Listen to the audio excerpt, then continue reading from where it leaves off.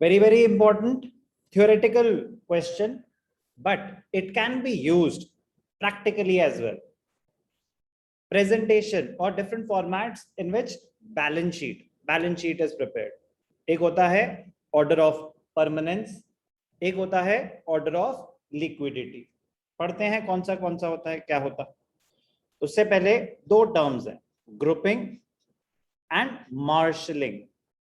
Grouping का मतलब to group similar items together. Grouping कह रहे नॉन करेंट एसेट्स सारे एक साथ दिखाओ, करेंट एसेट्स सारे एक साथ दिखाओ, नॉन करेंट लायबिलिटीज सारी एक साथ दिखाओ, करेंट लायबिलिटीज सारी एक साथ दिखाओ. इसको बोला जाता है grouping. Assets and liabilities are shown in a certain order in the balance sheet. Therefore, they should be arranged in certain groups and in a particular order. This is called grouping and marshalling. Similar items put together, it is grouping. Showing them in a particular order is marshalling. Marshalling मतलब arrangement in a particular order. Grouping एक साथ उनको group कर देना. Non current asset सब एक साथ दिखाना, दैट इज ग्रुपिंग. पहले नॉन करेंट एसेट्स दिखाना फिर करेंट एसेट्स दिखाना, that is a part of marshalling. Grouping means putting items of a similar nature under a common accounting head. एक कॉमन अकाउंटिंग हेड के अंडर उसको दिखाना. क्या है ये? Grouping. The arrangement of assets and liabilities in a particular order in the balance sheet is called marshalling. Marshalling, arrangement in a particular order.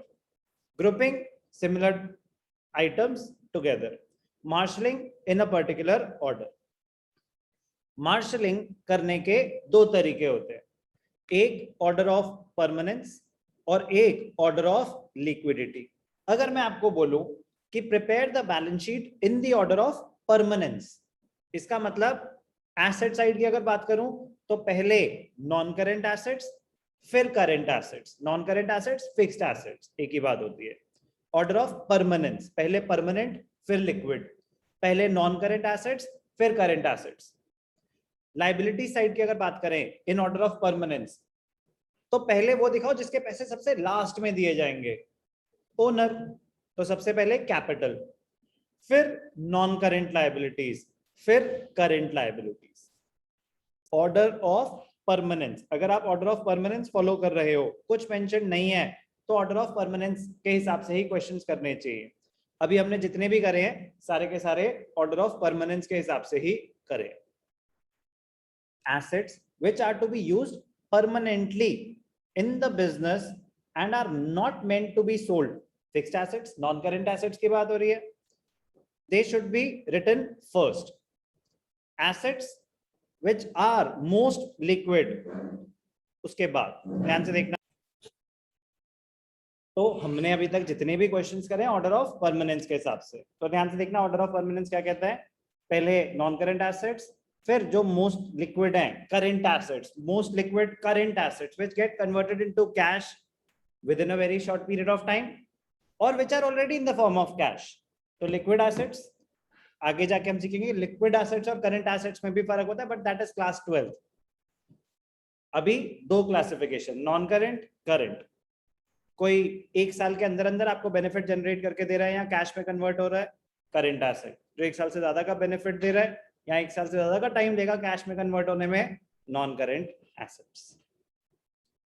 तो tangible हो या इंटैंजिबल हो, ये आ गए आपके नॉन करेंट एसेट्स फिर करेंट एसेट्स. तो पहले अगर नॉन करेंट फिर करेंट, ऐसी लायबिलिटी साइड पे पहले कैपिटल फिर नॉन करेंट लायबिलिटीज फिर करेंट लायबिलिटीज. तो क्या होता है ये? Order of permanence. ये अगर मैं आपको बोलता कि इन ऑर्डर ऑफ लिक्विडिटी बनाओ, तो इसका ऑपोजिट. एसेट साइड है तो पहले करेंट एसेट्स फिर non current assets. Liability side है तो पहले करंट लायबिलिटीज. तो मुझे समझ नहीं आए. सीरियसली ले ली तूने डबल फीस वाली बात? कोई बात नहीं, वीडियो ध्यान से देखना. ध्यान से देखना कि लायबिलिटी साइड में सबसे पहले अगर ऑर्डर ऑफ परमानेंस समझ आया? Yes, sir. हाँ या ना? Yes, sir. ठीक है, तो ऑर्डर ऑफ परमानेंस कहता है कि पहले परमानेंट चीजें, फिर लेस परमानेंट और लिक्विड। तो एसेट्स में पहले नॉन करंट एसेट्स, फिर करंट एसेट्स। लाइबिलिटीज में पहले कैपिटल, फिर नॉन करंट लाइबिलिटीज, फिर करंट लाइबिलिटीज। क्लियर?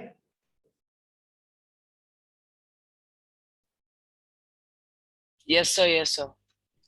अब ऑर्डर ऑफ लिक्विडिटी इसका ऑपोजिट होता है। ऑर्डर ऑफ लिक्विडिटी इसका ऑपोजिट होता है। ऑर्डर ऑफ लिक्विडिटी कहता है कि अगर आप एसेट साइड बना रहे हो तो पहले करंट एसेट्स, फिर नॉन करंट एसेट्स। तो पहले लिक्विड आइटम, फिर नॉन लिक्विड। लाइबिलिटीज में जो पहले सबसे पहले आपको पे करना है, तो पहले करंट लाइबिलिटीज, फिर नॉन करंट लाइबिलिटीज, और लास्ट में कैपिटल। बस सिंपल। कोई डाउट?